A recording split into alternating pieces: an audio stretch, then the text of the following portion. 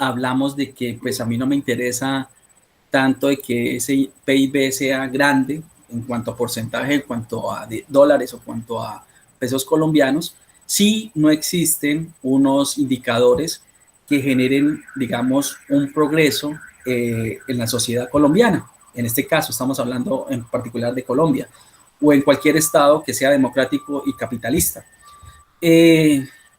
Porque si ocurre lo que está sucediendo, si ustedes no inviertan en todos los sectores, pues ya eso se sabe. Tenemos que invertir en todos los sectores para que ese PIB sea aún mayor y logremos hacer desarrollo económico. ¿Qué es desarrollo económico? Es el proceso por el cual la sociedad adquiere, digamos, bienes y servicios en el sentido de una mejor educación, una mejor calidad de vida, en cuanto a vivienda, en cuanto a servicios públicos, en cuanto a servicios de transporte público. Hoy me enteré que van a ser, están ya en proyecto y ya están los fondos destinados para realizar el transporte masivo en Cúcuta y va a ser un gran proyecto. Entonces, bienvenida a todas esas propuestas, estábamos atrasados y va a generar, ustedes saben que cuando hay inversión en algunas, eso ya tienen que tener la logística, todo, por dónde va a ir, todo, se genera más comercio. Entonces, en todas esas, digamos, ¿cuál es la idea? Que ustedes, el que tenga la información, pues empiece a colocar centros, digamos, se colocan centros comerciales, se colocan negocios al lado de las estaciones para que pues en sí genere más progreso y más económico y social. Bueno, por otro lado, entonces veníamos hablando del PIB, luego primero hablamos de las estrategias, qué tan importantes son las estrategias para implementarlas en una sociedad. En este caso, pues estamos hablando de la sociedad en Norte de Santander, en Cúcuta. ¿Qué más? Hablamos del PIB, hablamos de la inflación, de por qué los precios van al alza y hablamos de hiperinflación. Por allá hablábamos de Argentina, que Argentina, por sus malas gestiones en cuanto a líderes nacionales, ellos han tenido como unos 20 años en una mala gestión. Desde que comenzó con la izquierda, con la parte de ese movimiento de izquierda de Kirchner, luego pasó con la esposa de Kirchner, Cristina Kirchner, y ahorita con todo eso, entonces fue corrupción, se encontraron, allanaron el apartamento de la ministra, de la presidente, ¿qué más? Encontraron por allá containers enterrados, bueno, en fin, una locura total en cuanto a corrupción. Y eso se ve reflejado en la sociedad con más inflación, hiperinflación, el precio de los bienes y servicios es muy costoso, por eso es que no tienen, ustedes tienen que ser muy inteligentes y muy analíticos a esas personas que le dicen, no, vámonos para Argentina a estudiar que es gratis. Mentiras, muchachos, puede ser gratis la educación, pero un kilo de carne cuesta mucho, el transporte público cuesta mucho, el tiquete de aquí a allá cuesta. Entonces, no se dejen engañar muchas veces por eso. A veces, hasta el momento no he visto nada gratis y pues todo tiene sus consecuencias, ¿no? Ustedes sean muy analíticos en eso. Bueno, y hoy quiero, pues, hablamos del empleo, ¿no? Que teníamos que generar empleo, pues, para que la sociedad, digamos, tuviese unas mejores condiciones en calidad de vida y pues así obtener el crecimiento económico. Hoy quiero pues pasar, antes de ir a un tema que me gusta mucho, que es la tasa de interés, que es lo que está ahorita en la moda, está hoy en día es muy importante conocer el concepto de la tasa de interés y cómo se relacionan todas esas variables con todas estas variables macroeconómicas que hemos hablado o mencionado hasta el momento. Voy a hablar hoy sobre las crisis financieras. Entonces, voy a hacer aquí, vamos a compartir la diapositiva. Hoy no le tengo las diapositivas como tal, vamos a hacerla entre todos. Qué pena con ustedes, jóvenes. ¿Me la están viéndola ahí? ¿Sí? ¿Están viendo la diapositiva, jóvenes? No, profe, yo veo todo negro. No, profe, sale negro. Espera, ya, un momentico, qué pena con ustedes. Yo creo que ahora sí. Ahora sí. ¿O Sí, nada? profe. Sí, ¿Sí? profe, Ah, ahora Ya sí. se ve. listo, perfecto. Entonces, eh, voy a tratar de hacer las diapositivas con ustedes porque tengo que hablar de muchas cosas y es mejor ir haciéndolas y generándolas para que ustedes tengan pues más o menos unos, unos conceptos bien claros y los practicamos de una vez. Entonces, esto es una línea de tiempo. Vamos a ponerla más en cuanto al ancho de la línea para que las puedan observar mejor. Es una línea de tiempo y lo que tenemos es esto. Estos se llaman los ciclos económicos de lo que sucede en una economía como tal. Entonces vamos a colocarlas un poquito más de ancho. Entonces, y pongámosle un colorcito para que ustedes la diferencien en el sentido de que ustedes puedan analizarla mejor y pongámosle un colorcito verde, o mejor que verde, si la ven bien ahí o no, o este amarillo, ¿sí? No, el Es verde, profe. menos chillón, bueno, entonces el verde, uy, pero muy chillón, ¿cierto? ¿No? ¿Menos chillón o más chillón? Uy, no, la terminamos de embarrar, muchachos. Entonces, bueno, entonces, estos se llaman ciclos económicos, jóvenes. Entonces, una sociedad va creciendo en el PIB, yo les comentaba a ustedes, y les decía lo siguiente. Entonces, el crecimiento del PIB, ¿cuál es? Entonces, aquí vamos a colocar 1%. ¿Sí? Puede ser que más adelante eh, me siga con el... Ya, espera un momentico, es que está ahí.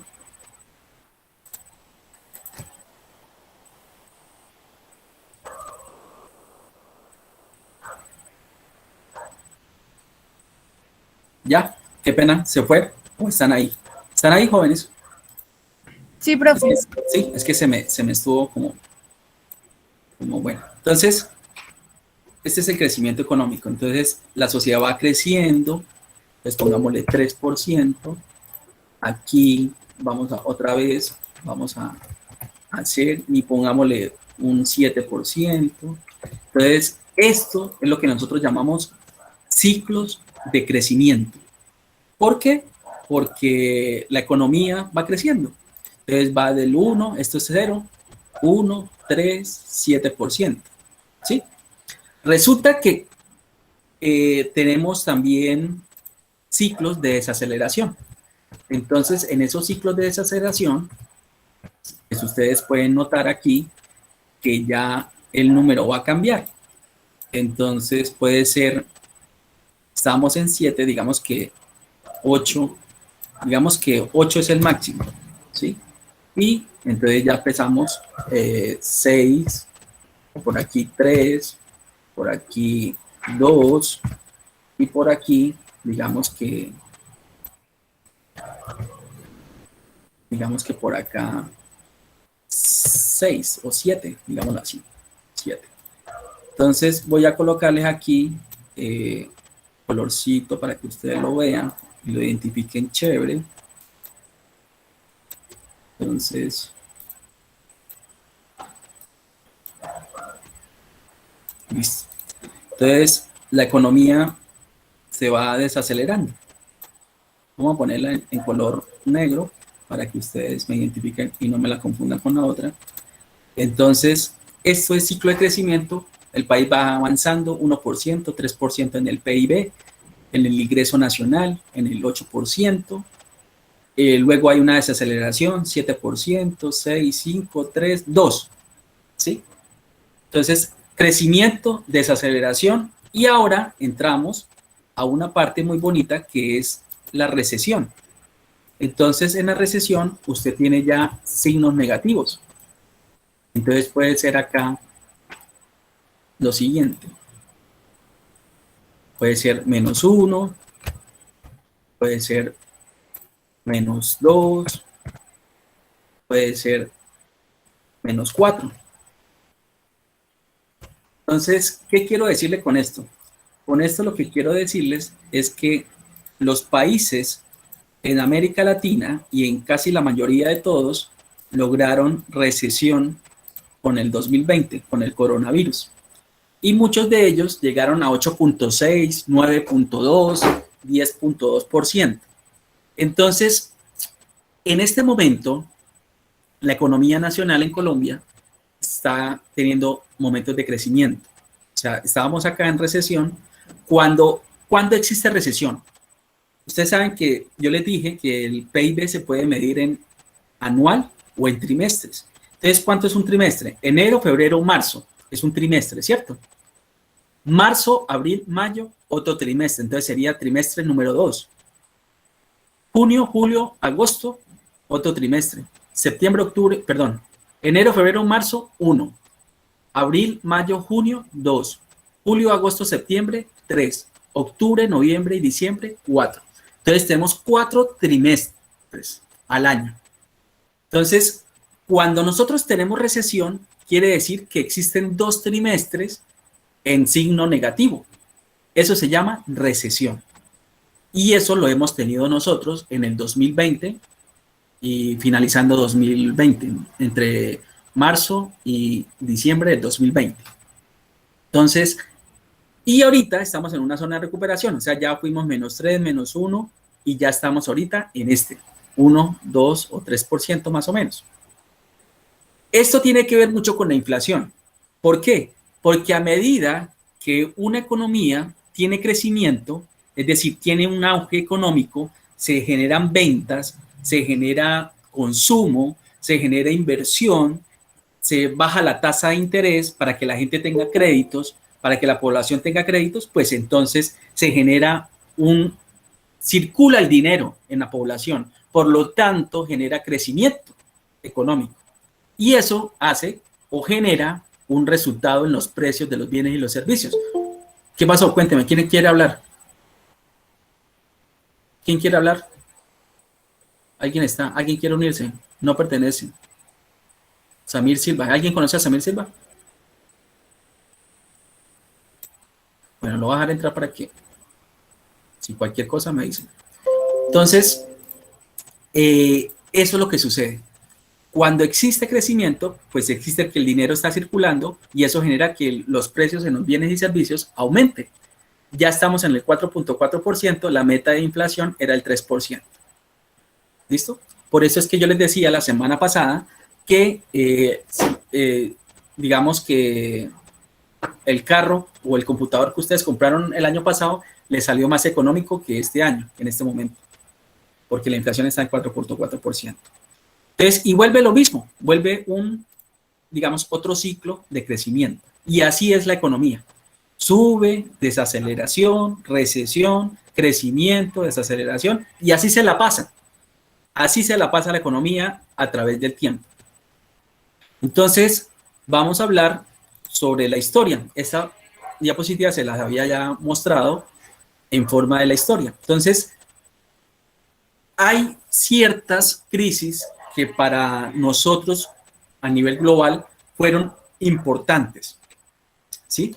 Entonces, dentro de todas esas, digamos, crisis financieras o crisis por un virus, como en el momento actual, o crisis por el petróleo, entonces, o crisis comerciales, entonces, vamos a mirar en el tiempo. Entonces, la primera gran crisis que se generó fue la Gran Depresión.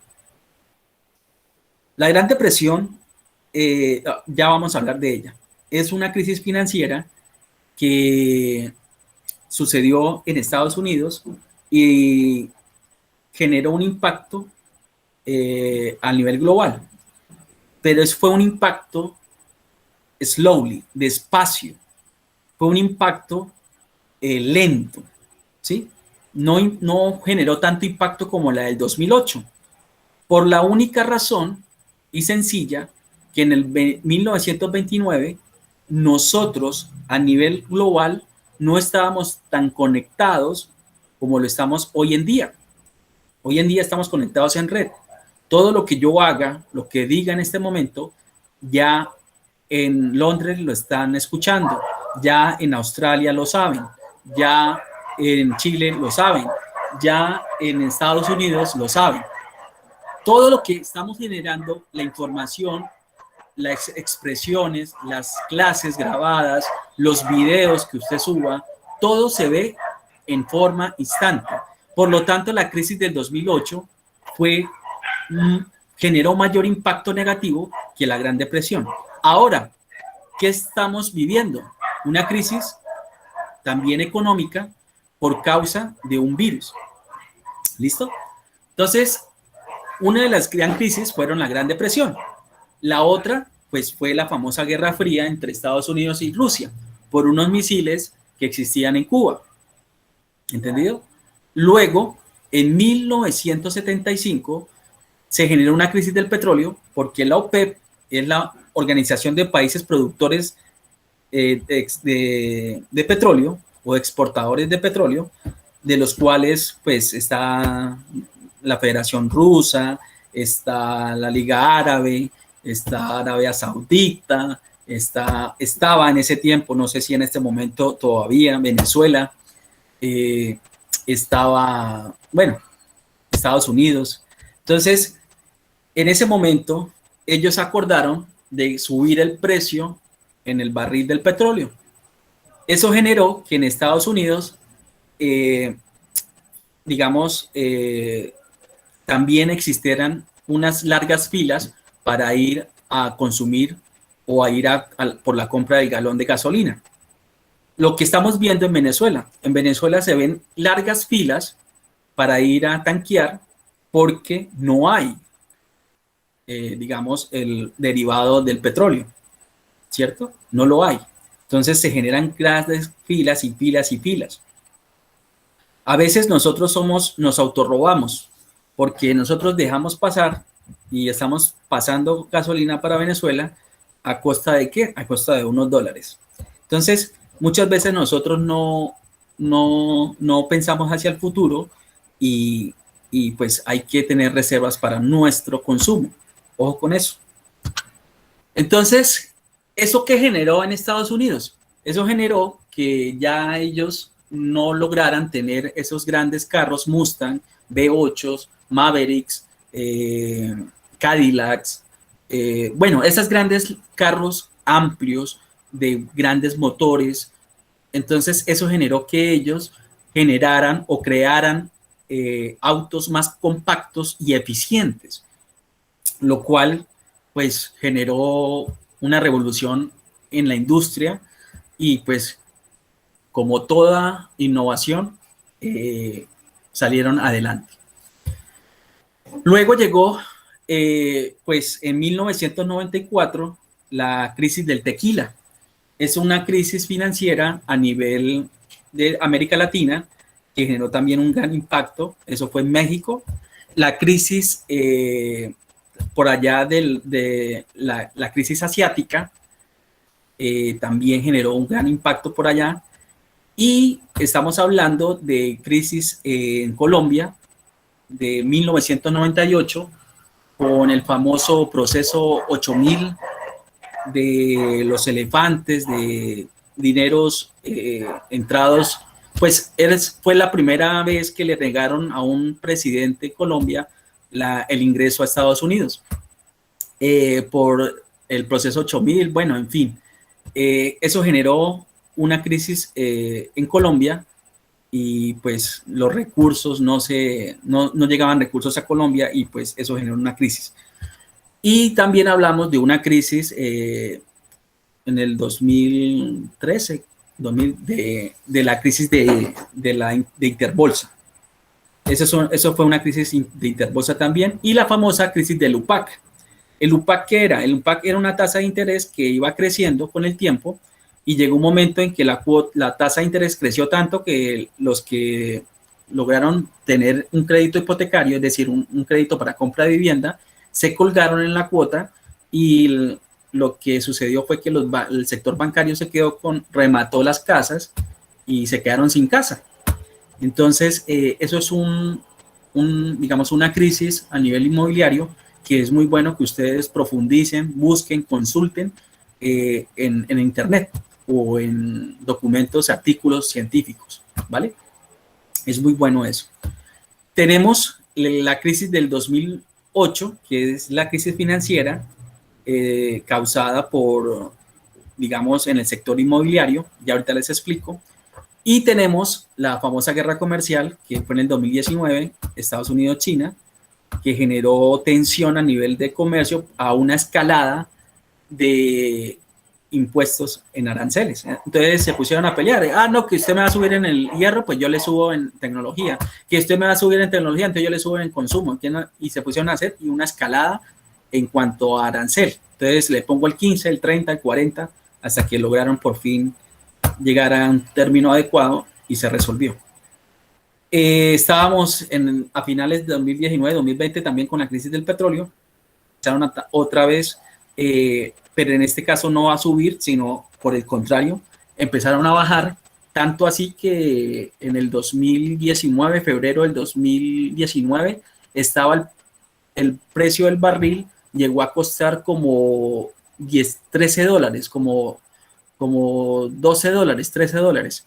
Tanto así que se salieron artículos a nivel de prensa y a nivel de economistas que generaban una comparación entre el valor de una botella de agua, ¿sí? Y el valor del precio del petróleo. El galón, ¿no? Estoy hablando del galón. Del galón. Entonces, eso fue muy chévere en ese año, en el 2019, como en febrero. Y ya los analistas en diciembre del 2019 decían el petróleo va a volver a subir en el 2020, 2021 y mire, ya está en 73, 75 dólares. Entonces, para Ecopetrol, en el caso de Colombia, los analistas dicen que a partir de 70 dólares es súper ganancias. Entonces, estamos recibiendo divisas por medio del petróleo. Ahora, el primer producto de exportación es el petróleo y el segundo es el carbón. Y de resto vienen ya los que conocemos. Y ahora, pues estamos preparándonos para esto, para el agua. Recordemos que digamos, los reactores nucleares o las plantas nucleares es esto, oxígeno e hidrógeno. Por eso se les recomienda a ustedes como seres humanos, nosotros como seres humanos, tomar mucha agua, porque el agua es de por sí es hidrógeno y oxígeno. Entonces, eso es energía. Entonces, entre más agua tome usted, mejor. Y está comprobado que para el cerebro es muy bueno, sobre todo porque el agua es conductual, ¿no? Entonces, se sabe que como el agua es conductual de energía, pues crea mayores sinapsis en las neuronas en el cerebro. Entonces, le recomiendo eso. Ahora, quiero empezar con lo siguiente. Ya vimos los ciclos. Estos son los ciclos de la economía: crecimiento, desaceleración, recesión y vuelven en crecimiento. Entonces vamos a hablar sobre la Gran Depresión de 1929. La Gran Depresión de 1929 en Estados Unidos se creó de la siguiente manera.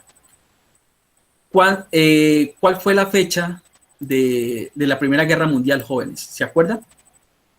1914. Exacto. A mí no me gusta tanto las fechas. A mí no me gusta tanto las fechas, pero es bueno recordar un poco las fechas por lo siguiente. No es porque se las memoricen, sino por el impacto que eso tiene en la sociedad. Entonces, 1914-1918, Primera Guerra Mundial. ¿Quién ganó? Papá, Estados Unidos. Ese es mi papá, el tío Sam, ¿sí? Estados Unidos ganó la guerra. Entonces, porque Estados Unidos ganó la guerra, digamos que los años 20 o la década de los años 20 fue la década más pongámoslo, años felices. O muchos se atreven a decir que fueron los años locos de Estados Unidos. ¿Qué quiere decir eso? Eso quiere decir que después de llegar, es como decir nosotros, si nosotros en América Latina nos llegan a invadir y si alguien nos apoya, por ejemplo Estados Unidos, y ganamos y todo el mundo nos respeta, ¿qué quiere decir eso para nosotros? Seguridad. Es decir, vamos a generar fábricas, empleo, la economía sigue su curso normal en crecimiento, vamos a estar muy bien, ¿cierto? ¿Por qué? ¿Por qué nos va a apoyar? Porque nosotros tenemos el recurso que es el agua, ¿cierto? Si usted espera que Perú o que Ecuador o que Argentina nos salve, pues ahí estaríamos locos, ¿cierto? Entonces, ese es el impacto que genera digamos, una seguridad en la sociedad. Entonces, en ese tiempo, pues, estaba el consumo. Entonces, usted ellos cambiaban cada rato de carros, cada 2 meses. Entonces, compraban carros. ¿Qué más se puede comprar con el consumo? Carros. ¿Qué más? Casas. ¿Qué más? Fábricas se crean. Fincas. Viajes. Ellos la llaman allá, a las fincas, ¿cómo es que le llaman ellos? Me acuerdo, ¿cómo le llaman? Bueno, ¿cómo es? Casas de recreo. Ellos la llaman casas de recreo, casas de paseo, algo así. Casas de recreo. Entonces, pues, como usted puede ver, se genera ventas. Y como ustedes saben, en una empresa, cuando hay ventas, ¿qué se genera? Dinero, ¿cierto? Entra dinero, es decir, utilidades, es decir, ganancias, ¿cierto? ¿Y eso qué me crea? Pues eso genera empleo, eso genera todas las variables que hemos mencionado hasta el momento, ¿cierto? Empleo, crea inflación, crea el PIB, entra dinero, en fin. Bueno, pero todo muy chévere hasta ahí, súper bien, muy bien. Entonces, ¿qué sucede, jóvenes? Recordemos que el PIB, yo le dije a ustedes que era una identidad, ¿se acuerdan? Entonces yo les dije a ustedes que era esto, Y igual que el producto, o sea, el ingreso nacional era igual al consumo, más la inversión, más el gasto público, ¿cierto? Menos las transferencias, que son las transferencias que son, ¿qué? Las pensiones, la nómina del mensajero, del viceministro, en fin, más las exportaciones, menos las importaciones. Entonces, eso queda una identidad de esta manera. Y decíamos que entre mayor ingreso, pues tendríamos que tener mayor consumo, mayor inversión, mayor gasto público, que esto sea menos, y tendríamos que tener una balanza comercial con mayores exportaciones que importaciones. Aquí difiero o pongo mi argumento frente a los que no comparten las ideas del consumo, que el mercado, que por qué el mercado, por qué el mercado, por qué el mercado y el mercado, por eso mismo. Porque hay un teórico que se llama John Maynard Keynes, que fue el que les dije, que yo mencioné a John Maynard Keynes, sí. ¿Sí se acuerdan que yo les dije que era el papá de la macroeconomía? Sí. Bueno, entonces él fue el que, digamos, hizo esta ecuacioncita, que yo se la estoy aquí explicando chévere, pero esto detrás hay número, hay despejes, hay matemática pura. Entonces, este concepto sale del consumo. Claro, usted tiene que consumir. ¿Usted cómo hace para uno de por sí consume? Si usted tiene que consumir de por sí, obligado. Si usted no tiene dinero, pues tiene que ir al banco. Si usted tiene un familiar que tenga dinero, pues usted va donde el familiar y le presta. Pero siempre va a tener algo para consumir. Yo no conozco la primera persona que no consuma. Si usted no consume, pues se muere. Entonces, aquí es mi argumento y lo respaldo con el teórico John Maynard Keynes, con el teórico John Maynard Keynes, que es el papá de la macroeconomía, y él fue el que dijo, hay que consumir. Porque eso me genera, ¿qué? Ventas, circulación del dinero, en fin. Pero resulta que muy bien, perfecto. Eso eran los años locos, años felices, pero en la economía sucede esto. En la economía sucede esto. Como estamos muy bien, podemos estar mal, pero re mal, con esos números negativos que es recesión. y vuelve y empieza. Entonces, como todo es así, pues existen una temporada de crecimiento en Estados Unidos, que fue esta. Y existió otra temporada de desaceleración en Estados Unidos, que fue esta. Entonces, ahí armamos el árbol de Navidad que vamos a hacer ahorita en diciembre. Dios mediante. Y con fe y todo lo vamos a hacer. Entonces, ellos en este crecimiento, ¿qué existió para que ellos tuviesen ese crecimiento? Pues lo que acabamos de decir. ¿Qué tuvo que haber? Ventas, ¿cierto? Entonces, por aquí algunos sectores, como hablamos, los sectores de aquí económicos en Colombia. Entonces, ¿qué sectores generaron eso en Estados Unidos? El sector, digámoslo, petrolero, un momento, digamos, el petróleo en Estados Unidos, la vaina, el petróleo en Estados Unidos, ¿cierto? Acuérdense los pozos de Texas, estos pozos de Texas, George Bush, papá, es el dueño de muchos pozos en Texas. Él pues tuvo la fortuna de nacer en una familia que de por sí tenía predios con petróleo. Por eso es que uno no debe, digamos, envidiar, uno no debe ponerse bravo por el éxito de otras personas. Por ejemplo, si un campesino en Sardinata o en Tibú tiene una finca y dio con la suerte de que le hicieron allá un estudio geográfico, ¿qué más? Geotérmico no, bueno, el terreno, un estudio del terreno, y le salió que tenía gas o que tenía petróleo. ¿Qué culpa? Pues la suerte es de esa persona que tenía ese terreno y le dio eso.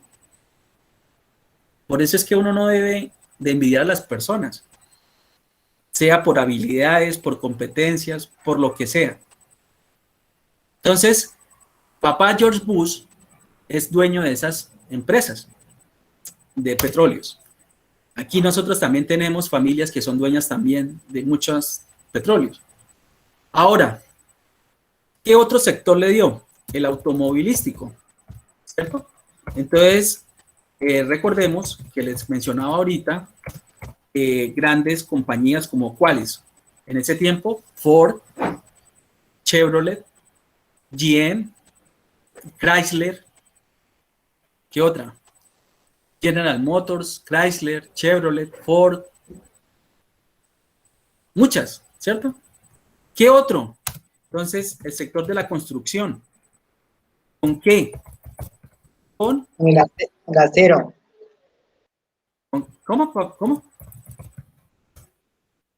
Sí, esto, perfecto. Con los rascacielos, muy bien. Entonces se generaron el Empire State, se generó las Torres Gemelas, se generó,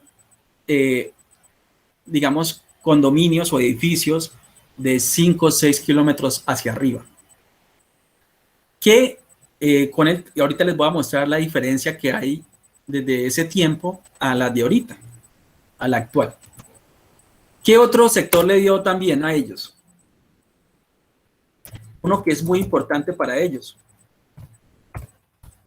Entonces, esto es en California. ¿Y qué es esto? California, allá, Cine. Los Ángeles, exacto, la industria del cine. Entonces Charlie Chaplin, entonces todas esas películas que nos hemos visto actuales y de tiempos de antes. Aparte de eso, ¿qué otro sector les dio a ellos?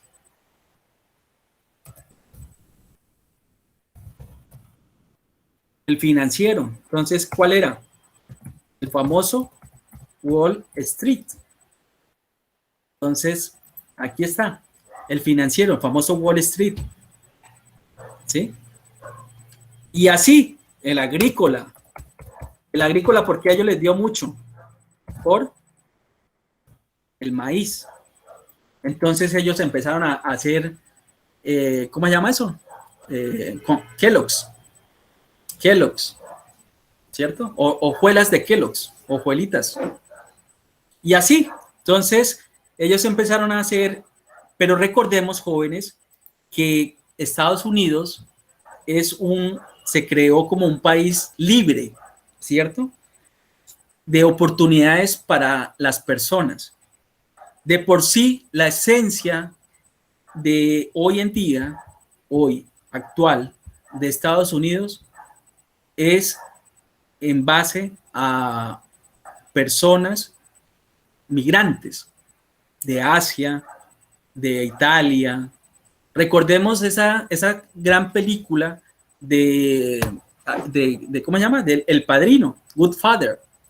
El Padrino, grandes personajes que son familias grandes, que están repartidas en el mundo, en Estados Unidos, en Italia, en la famosa siciliana, en Asia, todo. Entonces, todo eso hace que Estados Unidos se vuelva un país muy, muy, muy fuerte.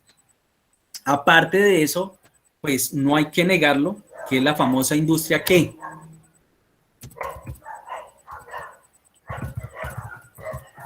la industria armamentista, ¿cierto? Con su tecnología. Entonces, era muy chévere, en esos años era muy chévere eso. Pero resulta que como todo lo que sube, baja. Y ya lo hemos visto acá, estos son los ciclos económicos. Todo lo que sube, baja. ¿Por qué? ¿Cuáles fueron las causas de ese gran, digamos, ya hablamos de las causas del auge, pero ahora hablemos de las causas de por qué se desaceleró la economía? Porque llegó un punto en que, digamos, existió sobreproducción. Entonces, ahí es donde hablamos nosotros de esos famosos conceptos de economías de escala, rendimientos decrecientes, y entonces eso nos va a generar un poco más de conceptos. ¿Qué son rendimientos decrecientes? Se los voy a explicar aquí con esta pequeña gráfica. Rendimientos decrecientes quiere decir es que a medida que usted incremente su producción, va a llegar un momento en que va a disminuir por, digamos, mano de obra. Entonces, usted tiene un empleado trabajando, le es eficiente. Tiene 3 empleados trabajando, es eficiente. 7 es eficiente, pero llega un momento en que ese número de empleados ya es ineficiente y empiezan a decaer la producción. Entonces, todos tenemos esa ley de utilidad o de producción decreciente, digámoslo así. Entonces, y hoy, más que nunca, se trata de generar empleo para poder salir de esta recesión. ¿Listo? Entonces, al yo mostrarle esa teoría de los decrecientes, existe una cosa que se llama sobreproducción. Entonces, cuando hablamos de sobreproducción, estamos hablando de que existía mucha oferta de bienes y servicios. En este caso, por ejemplo, hablemos de 50 carros, General Motors, y la gente no me los compra, me compra solamente un carro o 2, ¿sí? Entonces, esa sobreproducción de carros, ¿qué me genera a mí como fabricante, como empresario? Pues me genera... ¿Qué me genera a mí? Sí. No, o sea, no hay ventas. Hice 50 carros y solamente me compraron 2. ¿Qué me genera eso a mí? Como empresario. Una pérdida. Exacto. Inventarios, stock de inventarios, pérdidas. Al existir pérdida, ¿cierto? Sobreproducción, pues, ¿qué más se genera? Desequilibrio. Exacto. Desempleo. Muy bien. Entonces, como se genera desempleo, ¿qué más se genera? Caen las ventas. ¿Qué más se genera? Lo contrario a la inflación. Lo contrario a la inflación. ¿Qué es la inflación? La subida general de los precios. En este caso, se genera deflación. Bajo Entonces, los precios. exacto. Es bajo la baja de los precios. Por eso es que Keynes es bipolar. Esa es la famosa enfermedad de hoy en día, la bipolaridad. Y Keynes lo dice en sus conceptos, y cada vez que leo yo a Keynes en su biografía, me doy cuenta de que el man era bipolar. Él lo confirma cada rato, porque se maneja en estos dos conceptos. Él dice, es bueno la inflación, pero no tanta. Pero la deflación es buena, pero no tanto. Entonces tiene que haber un equilibrio, como la balanza de la justicia. Por eso es que la justicia ella es una dama y tiene un velo. ¿Sí ven? Entonces, eso es la inflación por el aumento de los precios y la deflación por la caída de esos precios.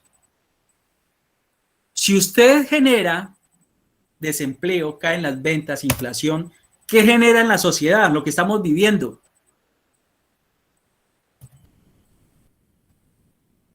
Lo estamos viviendo hace 5 meses, 6 meses, ya se está reactivando la vaina. Desconfianza. Entonces usted empieza a decir, no, la vaina está dura, no hay ventas, yo no quiero salir, mire aquello, ¿qué pasa? No, todo está mal. Entonces empieza con ese sonsonete todos los días, está mal, y entonces uno le dice, ay, no, yo no lo quiero escuchar a usted. Usted es puro negativo. Entonces uno se aparta. ¿Sí? Entonces, ¿qué genera la desconfianza? Genera, digamos, y los famosos grupos ideológicos. Es un peligro, ya les voy a contar por qué es un peligro. Se generan grupos ideológicos, entonces empiezan a decir, no, yo sí voy a hacer esto, yo sí voy a hacer lo otro, y ninguno tiene la razón, porque lo que hacen es dividir a la sociedad. Entonces, eso es un claro ejemplo, y eso lo hicieron allá en Estados Unidos. Lo mismo lo hicieron allá. Entonces los grupos ideológicos, no, yo sí voy a arreglar el país, voy a hacer esto, el otro yo también voy a arreglar el país, pero voy a hacer esto, y el otro yo también voy a arreglar el país, pero voy a hacer esto otro, que es diferente. Entonces dividieron a la sociedad y cayeron en la crisis pues en ese tiempo, la más profunda que ha existido a nivel global. Entonces, pues en esos términos, pues grave, duro la cosa, ¿no? Pero resulta que se les vino el factor, que ellos son muy buenos en eso, aparte de lo armamentista, de la indumil, ¿cómo se llama eso? De lo balístico, son muy buenos en la parte financiera. Entonces, ahí el famoso Wall Street empezó a caer, los indicadores. Y les voy a hacer un ejemplo. Coca-Cola, digamos que hoy es martes 21 de septiembre, ¿cierto? Del 2021. La acción de Coca-Cola en ese momento, digamos que costaba $5,000. ¿Sí? Digamos, un ejemplo. Yo no estoy hablando de que es cierto o no, es un ejemplo. Entonces, en ese tiempo, lo voy a poner aquí para que ustedes me lo vean mejor. Ese martes 21 de septiembre del 2021, la acción de Coca-Cola costaba $5,000. ¿Listo? ¿Todo claro? Bueno. Pero resulta que ese mismo martes, a las 6 de la tarde, pongamos que esto sea a las 6 de la mañana. 6 a.m. Y resulta que ese mismo martes, 21, pongamos, 09 del 2021, esa misma acción de Coca-Cola costaba a las 6 p.m. costaba 0.25 centavos de dólar.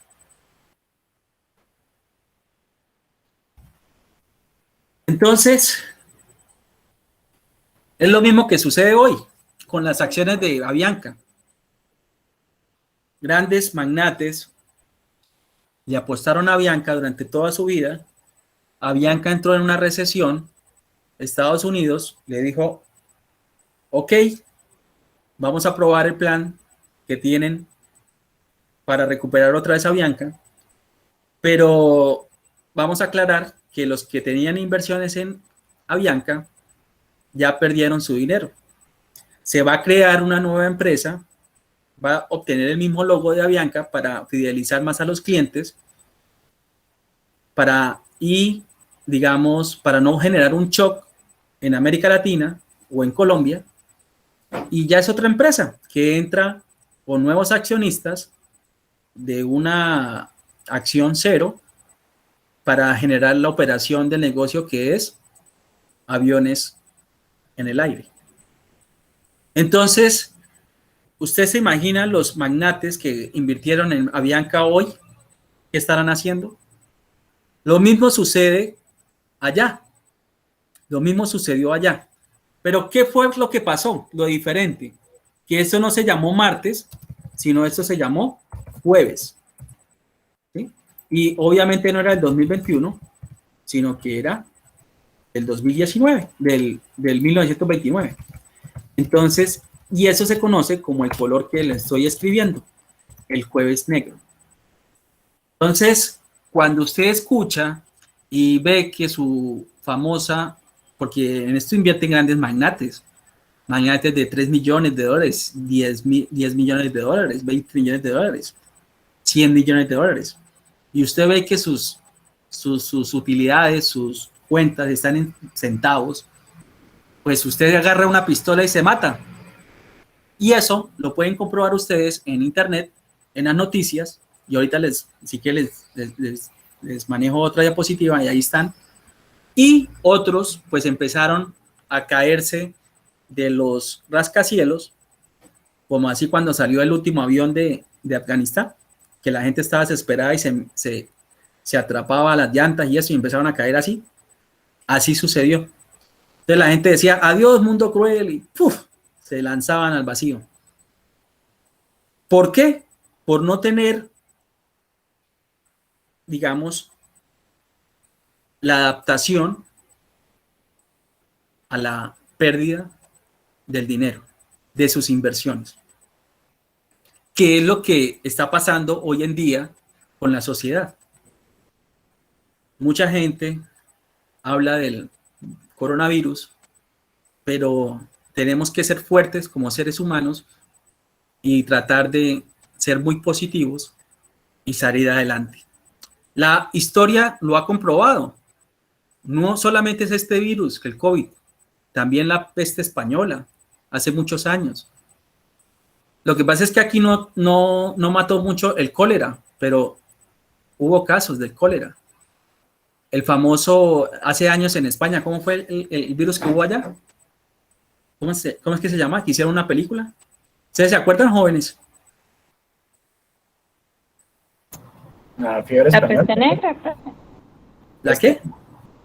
Fiebre española, la peste negra. No, esa fue hace mucho tiempo, pero hubo otra ahorita, en el 1999, en 2000, en España, que mató mucha gente también, en Europa. La viruela.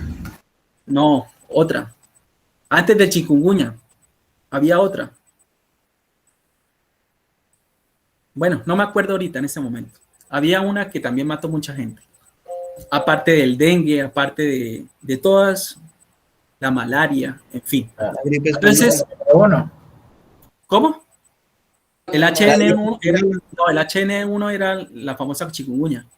Pero no, hay otra. Hay otra antes de HN11. Bueno, entonces, ¿Zika? ¿el Zika? No, había otra. Antes. Antes del Zika, había otra. En España. Búsquela en España. Busca en internet, No, busca en profe, internet, verá que esa ahí no está. nos la sabemos. Bueno, en todo caso, la gente aquí se pegó pepazos y se tiró de los balcones, perdón, de los rascacielos, y todo pasó así. Se generaron grupos ideológicos, dividieron a la gente, había desconfianza en la población, había deflación, es decir, las acciones bajaron, todos los productos bajaron, no caen las ventas, hay desempleo y se genera sobreproducción. Duro el panorama, pero es así, pues cierto.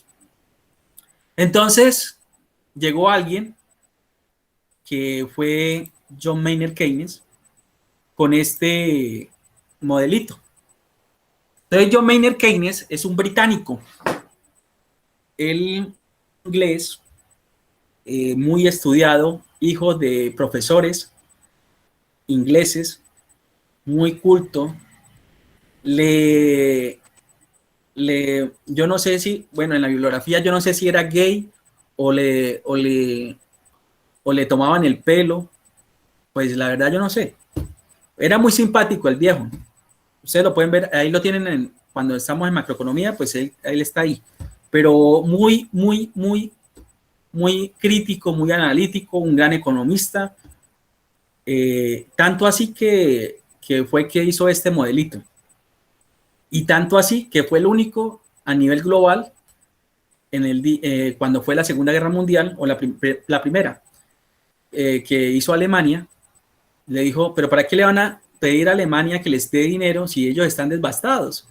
Sus ciudades están devastadas, están bombardeadas, no hay consumo, no hay producto, no hay nada. Lo único que tienen es carbón o cobre, y eso no sirve de nada. Entonces la gente dijo, pues sí, ¿no? Como que Keynes tiene la razón. Entonces, en el Acuerdo de París se generó eso. Entonces, este es el famoso modelito de la economía keynesiana. Entonces, recordemos que hasta 1929 se generaba una economía del mercado por Adam Smith y por David Ricardo. Adam Smith decía que ese mercado entre empresarios y consumidores se generaba por una mano peluda. Es decir, que era una interacción entre ellos y que el precio se daba porque ellos manejaban eso y ya. Pero este joven dice, no, el mercado no debe ser eso. Y el Estado debe regular ese mercado, debe regularlo. ¿Por qué? Porque los empresarios pueden, digamos, sobrepasar sus límites de poder e ir en contra de los consumidores, o en realidad los consumidores se agrupan y quieren pues también lastimar al empresario. Recordemos, jóvenes, que el empresario hay que quererlo. Al empresario se le estima, al empresario se le quiere, al empresario se le apoya, al empresario se le da todas las opciones y facilidades. Porque les digo esto, porque en la actualidad, como estamos, usted se imagina sacar 1.500 millones de nómina para una empresa cada 15 días. ¿Usted sabe cuánto es el estrés digamos, de los dueños o los accionistas de una empresa? Porque por ahí hay personajes y dice, ser rico no es un lujo. Ser rico o ser empresario es un cargo de muchísima responsabilidad. Tanto así que de esa empresa dependen muchas familias, muchos bebés de 0 a 6 meses, de 0 a 5 años, de 0 a 15 años. Entonces, usted como responsable de una gran empresa, ¿sí? Ahora hablemos de multinacionales, Unilever, hablemos de transnacionales como Alpina, hablemos como Imusa, hablemos como Sofasa, Renault, hablemos como Cerámica Italia, hablemos como Arroz Helves, hablemos como Cementos, Argos, Diamantes. Bueno, al empresario se le quiere y se le apoya. Por eso mismo, porque él tiene que sacar muchísimo, muchísimo dinero para poder pagar esos sueldos. Tanto sueldos exorbitantes de 60, 80, 100 millones, como el salario mínimo, que es lo que uno gana. En el caso personal mío. ¿Entendido? Entonces, al empresario se le quiere por eso. Por eso es que el Estado debe regular el mercado. Porque, como ya les he mencionado, existen carteles como de los pañales, como de los cuadernos y como de los cementos. Entonces, ellos se agrupan y a veces hieren al consumidor. Pero al empresario se le quiere y se le apoya, porque ellos son los generadores de empleo. Que hay que decirles la verdad, hay que decirla. Hay que generar empleo. Entonces, ellos, cuando él dice que el Estado debe invertir en obras públicas y participación industrial, favorece ¿qué? La creación ¿de qué? De empleo. Cuando usted tiene empleo, ¿qué pasa? Pues tiene dinero. Entonces usted crea ¿qué? Consumo. Cuando usted crea consumo, ¿qué pasa? Pues va a comprar vestimenta, va a comprar alimentos, que es lo básico. Si usted tiene un salario pues mayor de 100 millones, de 30 millones de pesos, pues gracias a Dios por sus habilidades y sus competencias, y compra más, ¿cierto? Ahora, ¿eso qué genera? Un aumento de la producción, se generan empresas, se crean empresas. Entonces dice, uy, la población tiene dinero, entonces vamos a crear iPhones, vamos a crearle los cobertores para los celulares, vamos a crearles necesidades, satisfacer necesidades de un producto.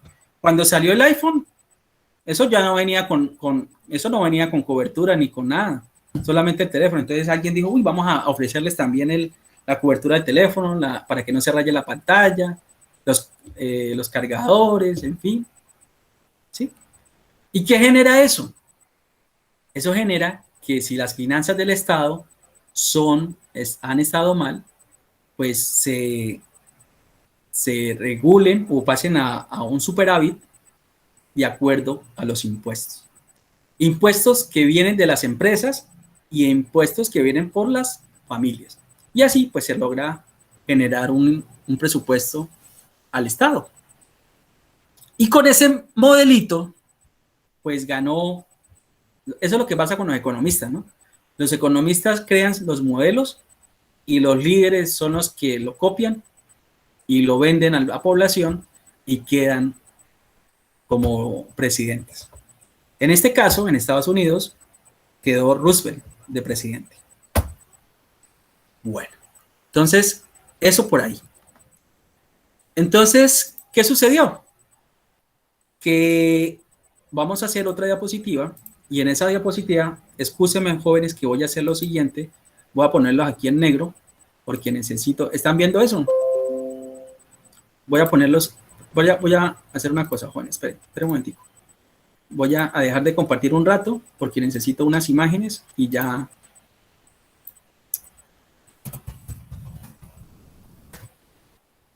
¿Y qué más? ¿Cómo han estado, jóvenes? ¿Bien?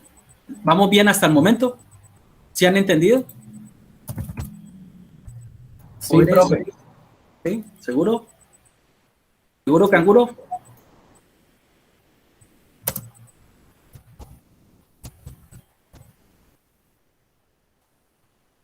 Bueno, entonces, ya un momentico.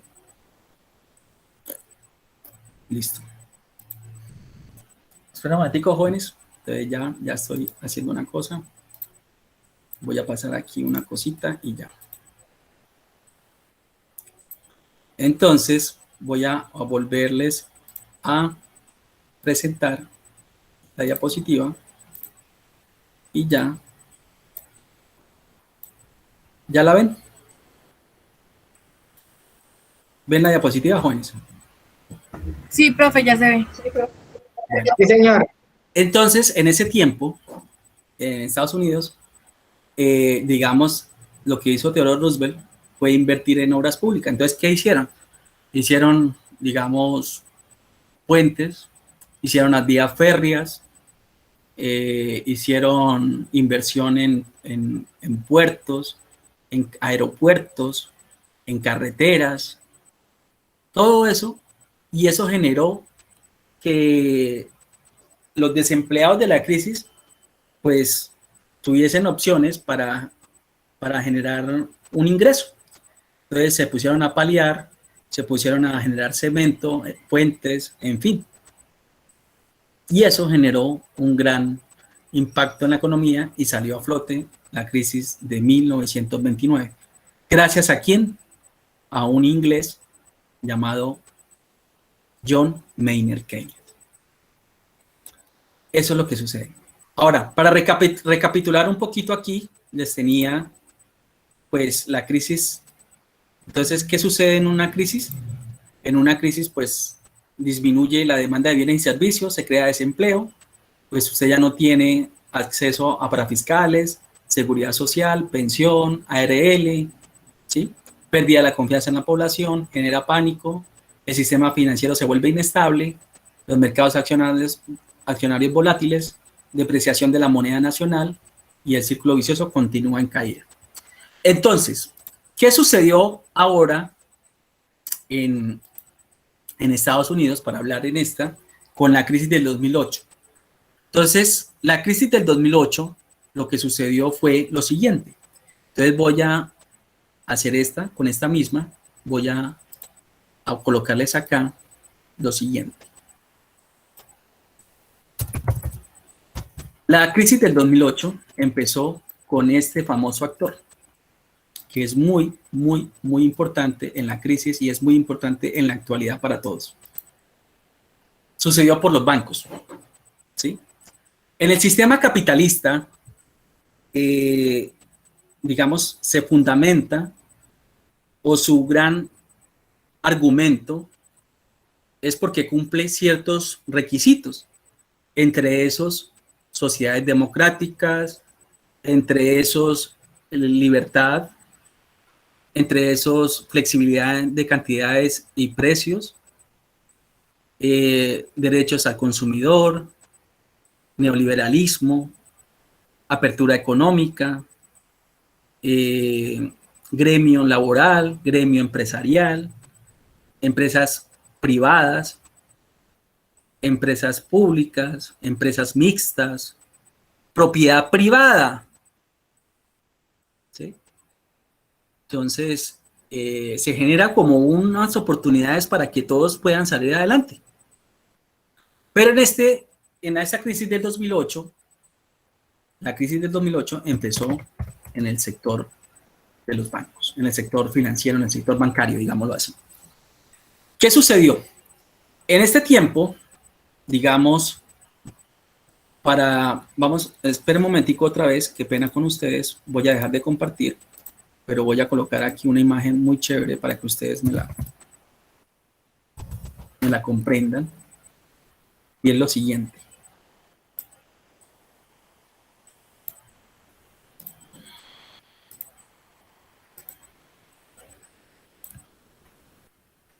Entonces, en el resto del mundo estaba sucediendo lo siguiente. Ya les voy a compartir, qué pena con ustedes hacer esto, pero me gusta porque para que ustedes entiendan más la cosa. Y me gusta hacerlo en tiempo real, ¿no? La idea. Esa es la idea, para que ustedes se lleven la mejor opción. Entonces, este es el mapa mundi, qué pena que no se vea tan bien, borroso se ve, como está ahorita, está todo borroso, la visión. Entonces, en ese momento, las tasas de interés juegan mucho que ver en el mundo. ¿Por qué? Porque la tasa de interés, acuérdense muchachos, que yo les dije que la tasa de interés es ¿qué? ¿Acuerdan? ¿Qué les dije yo que era la tasa de interés? ¿Cuál era el costo de oportunidad de la tasa de interés? ¿Cuál es el costo de oportunidad del dinero, mejor dicho? ¿Saben cuál es?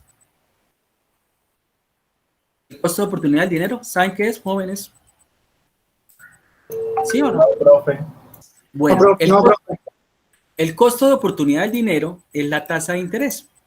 ¿Por qué? Porque usted, de acuerdo a la tasa de interés, pues usted le dan dividendos o pide el crédito prestado, pide dinero prestado o invierte, ¿cierto? Entonces, aquí yo les voy a hacer unas pequeñas opciones de tasa de interés. Cuando hablamos de tasa de interés, es el costo de dinero, el costo de oportunidad del dinero. Es el beneficio al que yo renuncio por haber tomado una elección. Eso es el costo de oportunidad. El costo de oportunidad es el segundo principio de la economía. La próxima sesión hablamos de los principios de economía, que veo que como que están un poco dudosos en eso. Entonces, en ese momento, las tasas de interés, las mejores eran en Estados Unidos. Era lo que lo puse aquí como Canadá, pero las mejores son en Estados Unidos. En Europa estaban el 3, en Asia, en la Federación Rusa como el 2, en Asia el 1, por acá, en Japón el 2, en Australia el 2, aquí como el 1, y aquí nosotros no, porque nosotros no tenemos dinero. Entonces nosotros no somos tan, entonces por eso. Pero todos querían invertir acá, todos los magnates querían invertir acá, en el sector bancario, sector financiero.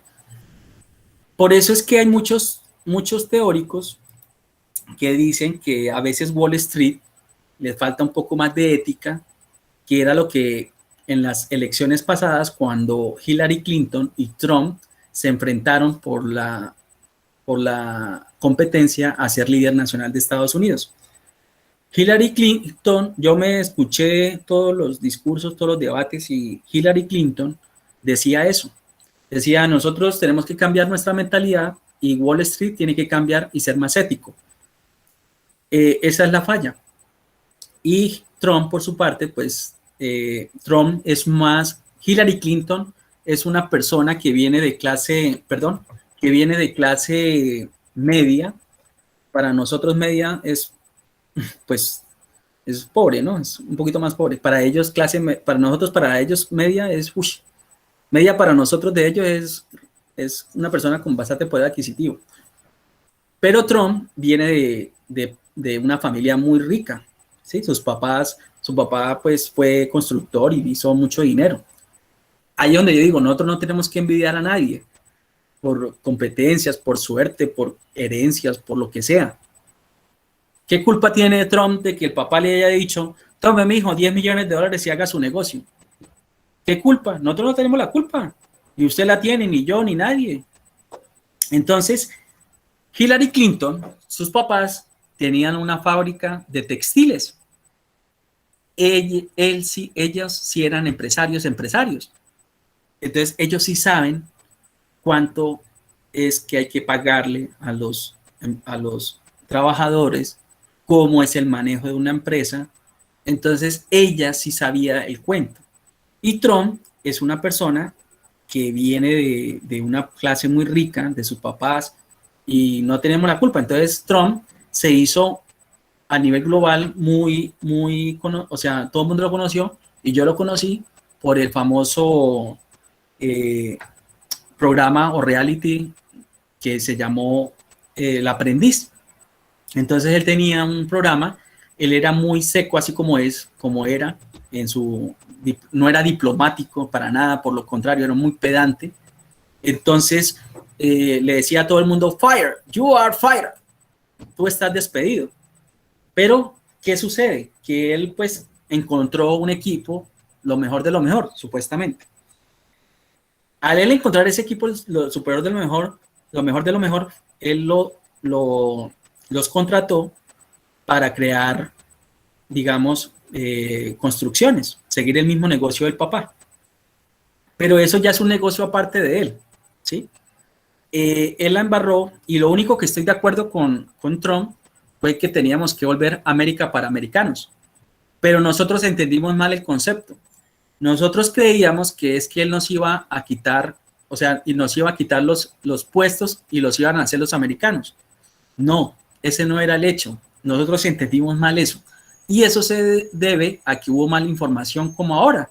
Usted ve en Facebook, y en Facebook la mayoría de las cosas son falsas. Usted ve las noticias y chismes y todo son rumores y todo es falso. Nadie habla con la verdad.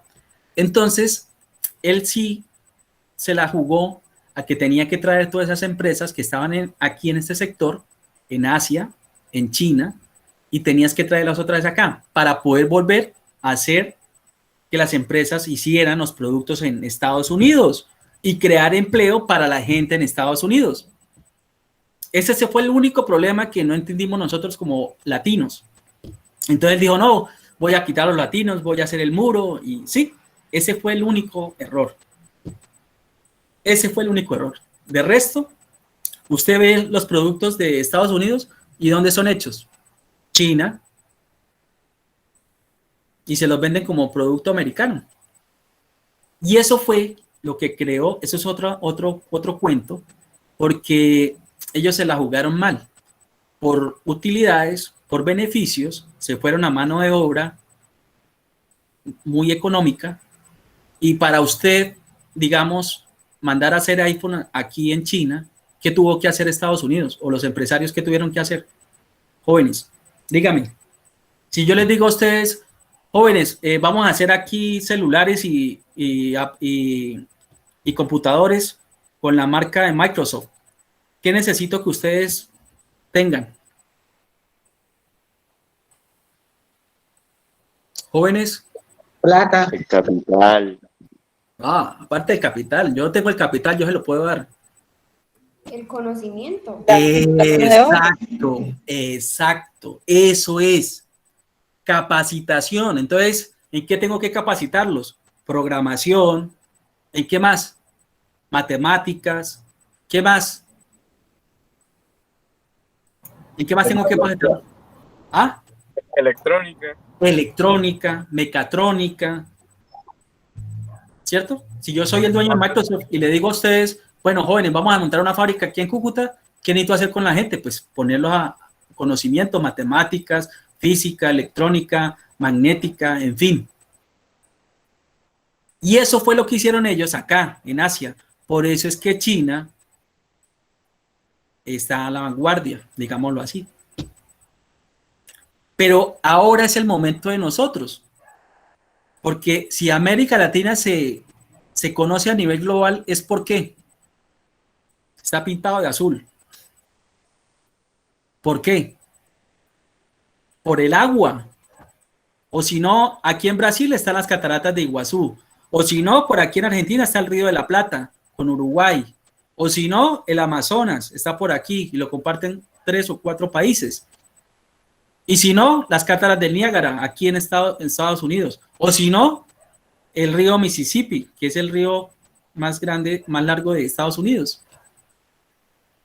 O si no, miremos por acá San Andrés, Nicaragua, en fin, Costa Rica, Puerto Rico. Entonces, ahora la situación, si la miramos de la forma analítica, de pensamiento económico, geoeconómico, geopolítico, ahorita es esto, todo de azul, contra esto. Aquí se lo voy a poner así de fácil porque me estoy desviando un poco del tema, pero se lo voy a poner así de fácil. Aquí la Federación Rusa tiene reservas en petróleo y gas. Entonces los europeos van a ir con los rusos. Los asiáticos tienen que ir con estos. Entonces nosotros tenemos que ir acá. Entonces ahí se las pongo. ¿Listo? Entonces la crisis del 2008, para volvernos otra vez al tema, empezó en los bancos. Entonces los bancos generaron créditos hipotecarios y esos créditos hipotecarios en español se llamaron créditos basura, en inglés subprime. Esos créditos, los analistas, los asesores, ¿qué hacen? Ventas, ¿cierto? Cuando un asesor hace ventas, ¿qué hace? Jóvenes. ¿Qué hacen los asesores cuando venden? Jóvenes. Cumplen metas, Ganancias. ganan algunas comisiones. Eso, comisionan, muy bien, comisionan. Entonces, entre más ventas, pues usted comisiona más. Entonces, ahí juega el famoso valor de la avaricia. Entonces, Competitividad. avaricia. Ahorita le explico por qué es avaricia. Entonces, el asesor empezó a vender muchísimo y empezó a dar muchos créditos. y no le importó si el que adquirió ese crédito era capaz de pagarle esa cuota mensual. Entonces, los análisis de riesgo, si usted era capaz de pagarme ese crédito, se fueron. Ay, yo no lo vi, lo omití, qué pena. ¿Sí? Entonces, no solamente fui yo el que caí en ese crédito hipotecario, sino fue muchísimos millones de personas. Cuando existen muchas personas y están en ese crédito, pues la mayoría de esas personas es obvio, porque eran créditos basura, que se saben que las personas, los consumidores de esos créditos no eran capaces de pagar esa cuota, pues no llegaba el dinero a los bancos. Entonces se quebró el banco. ¿Y cuál banco se quebró? El Lehman Brothers, los hermanos Lehman. Entonces el gobierno de Estados Unidos no estuvo atento y dejó quebrar ese banco. Cuando un banco se quiebra, por eso es que estamos hablando de proporciones magnánimas. Lo digo magnánimo porque es grande. Cuando un banco se quiebra, porque es la razón del sistema económico capitalista, quiere decir que el sistema como tal tiene una falla. Y entonces aquí se aprovecharon unos economistas que son por el lado de Marx, que Marx fue un error para la humanidad. Lo decimos nosotros los capitalistas porque gracias a él, pues, nosotros empezamos a hacer bien las cosas. Entonces Marx fue un error para la humanidad y empezamos nosotros a arreglar la cosa. Entonces llegó en ese momento, estaba George Bush y estaba, acuérdense de las Torres Gemelas, estaba, después llegó Barack Obama, y él pues le pidió un rescate al Congreso. Y le dijo, bueno, ustedes denme por favor 780 mil millones de dólares. En ese momento era la mayor cifra que le habían dado a un líder nacional para rescatar el sistema económico. Y volvamos a hacer lo de este señor. Entonces él dijo, listo, se lo damos, le dijo el Congreso.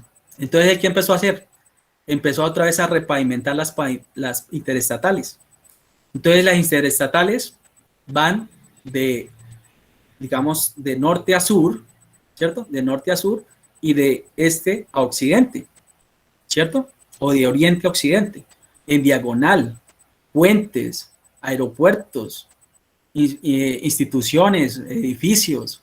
Volvió otra vez a reactivarse la economía.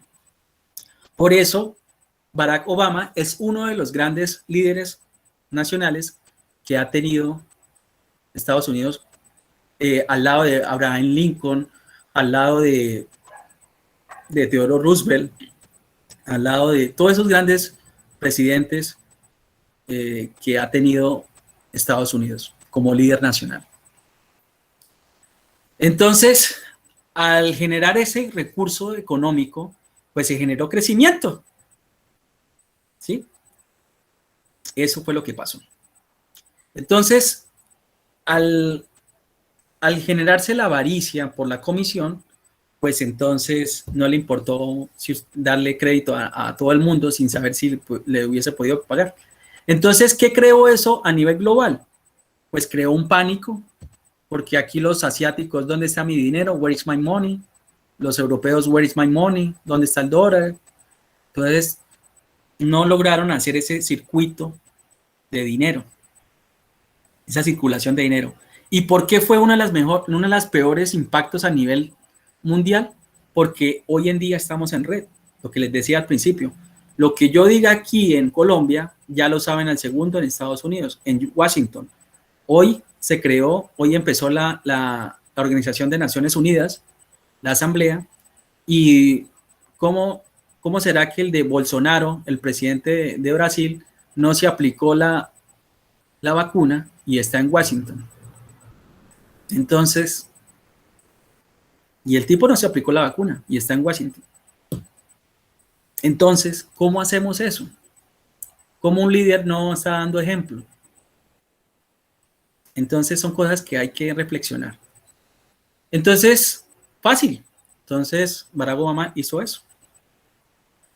Entonces, aquí se abre el debate de la reflexión porque hay un economista que se llama George Soros, Jorge Soros, y él dice o menciona en sus libros que este sistema financiero que se llama Wall Street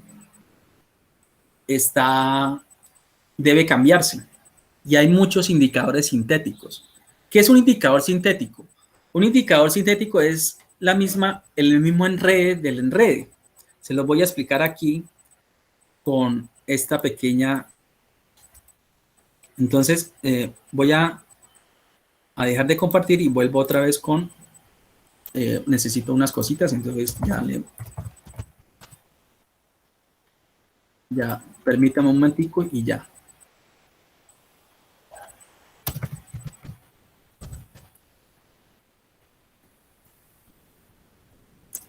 Listo. Entonces, ya les voy a compartir, jóvenes.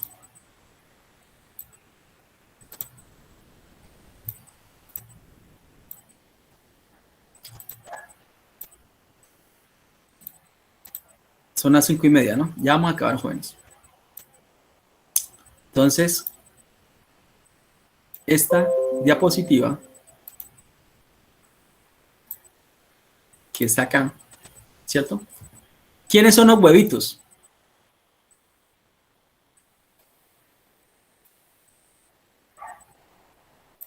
¿Quiénes son los huevitos?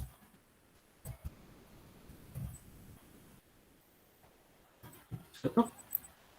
Los huevitos son los inversionistas. Esos son los huevitos. Los inversionistas son los huevitos. Somos los ingenuos. Por eso es que es importante que ustedes tengan conocimientos en finanzas personales. Ahorita les voy a recomendar uno que es muy bueno. Por eso es importante que ustedes tengan conocimiento en la tasa de interés, porque esas son las competencias y habilidades que necesitan ustedes como administradores, como cualquier persona natural, así no estudie o tenga un programa por eso es que la gente tiene que tener educación. Entre más educación tenga un pueblo o una sociedad o una comunidad, va a ser mejor, una potencia. Entonces, los huevones son los inversionistas, no saben de nada. Entonces, ¿qué sucede? Que aquí, por un lado, tenemos las inmobiliarias, ¿cierto? Pero cuando las inmobiliarias, ¿qué tienen que tener?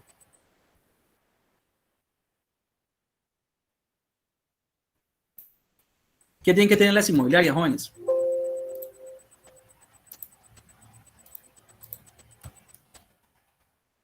Un respaldo, ¿cierto?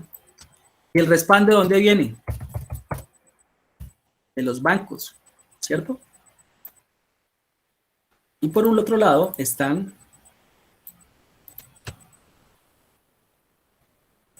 las aseguradoras. Entonces ahorita les digo cuáles se quebró. Esto hace parte de un libro que es muy bueno, que les aconsejo que lean, que se llama El fraude del siglo. Es muy bueno, parece una película hecha, pero es muy bueno, es muy bueno. Creo que es El Lobo. Creo que es esa. Entonces, nosotros somos los huevitos, los inversionistas.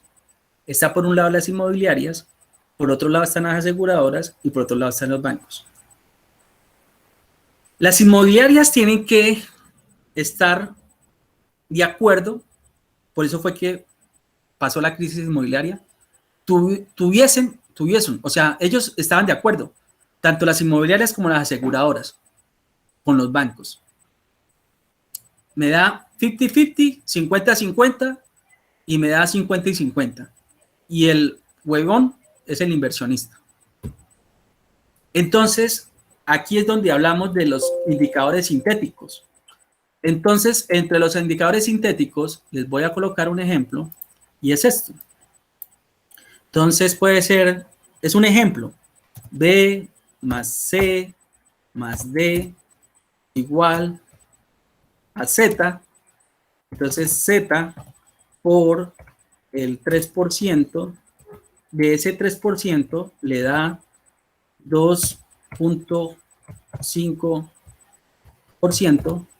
De ese 2.5%, el 20% es para el banco y el otro 15%, perdón, 5% es para la inmobiliaria. ¿Cómo se llama eso? Indicador sintético, fraude, trampa, corrupción. En vez de explicarle a uno tanto porcentaje, tanta división, deberían de decirle, mire, usted va a invertir 50 millones, la comisionista de bolsa se coge el 3%, o el comisionista, el trader se coge el 3%, y a usted le queda el 47%. Pero se pueden hacer porcentajes de porcentajes y el porcentaje del porcentaje, y eso se llama indicador sintético. Y la aseguradora que se quebró fue AIG. Nosotros tenemos en Cúcuta una, se desapareció. AIG Seguro se llamaba. Y en muchas otras. Y el banco se quebró, Lehman Brothers, y otro que no me acuerdo. Y las inmobiliarias no me la acuerdo. Ahorita, en la actualidad, en China, hay una inmobiliaria que está haciendo este mismo juego. Y vamos a ver si la rescata el Estado. A ver si ellos son capitalistas o son comunistas o son socialistas o qué. Bueno, jóvenes, con esto pues he terminado hoy la clase de las crisis. Bueno, profe, muchas gracias. Espero que haya quedado bien claro que pues esto es como una asesoría, como una ayuda para ustedes de los ejemplos tan mal que se hacen en el mundo en contra de la misma sociedad del mundo. Entonces yo no encuentro ahí un juego de suma, sino un juego de suma cero, en donde uno pierde y el otro gana. Y hoy, en la actualidad, con este coronavirus, con todo lo que hemos visto, se plantea y se generan juegos suma 2, donde yo gano y tú ganas también. Ese es el juego de hoy en día. Y les recomiendo este joven, se llama Xavier Serbia. Él fue un ex integrante del grupo Menudo.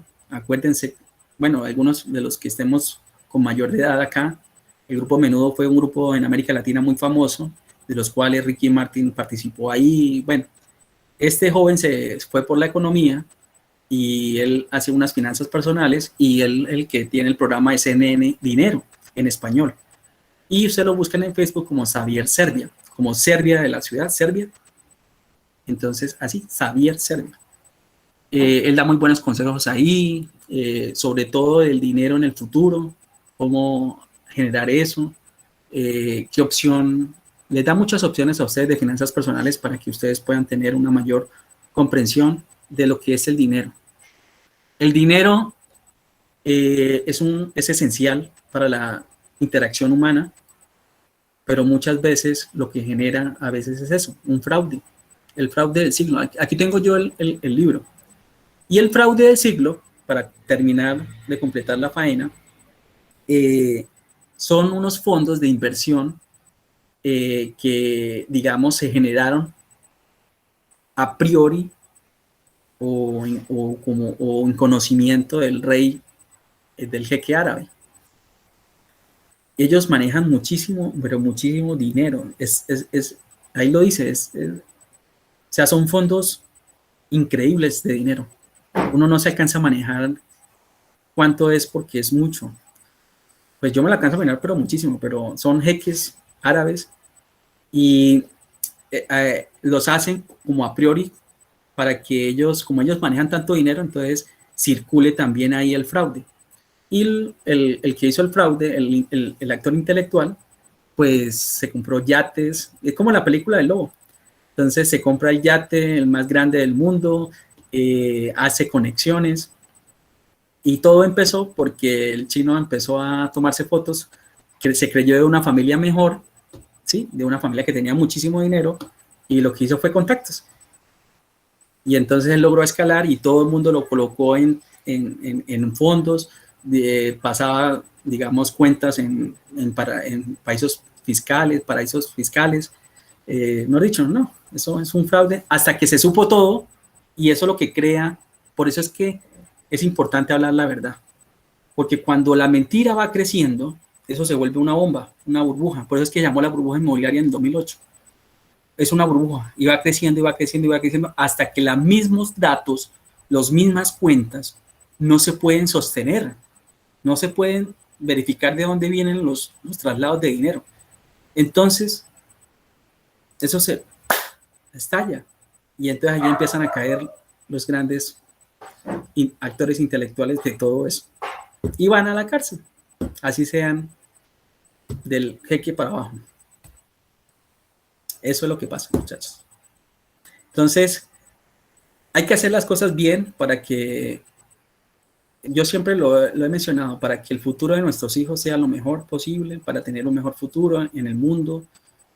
Al empresario se le quiere, se le estima, se le apoya, pero a veces se le dice la verdad, para que genere conciencia en la población, porque ellos también tienen hijos, como la Fundación Melinda Gates, ¿sí? De Bill Gates y Melinda Gates. Ellos vieron que sus hijas tenían una buena educación, no se enfermaban, y miraron en un artículo en el New York Times de un periodista como tal, y dijo, uy, hay gente que se muere de dengue, hay gente que se muere de cólera. Nosotros tenemos la oportunidad de tener una buena educación, de tener una buena salud, pero hay gente todavía que se muere de inanición, de no comer.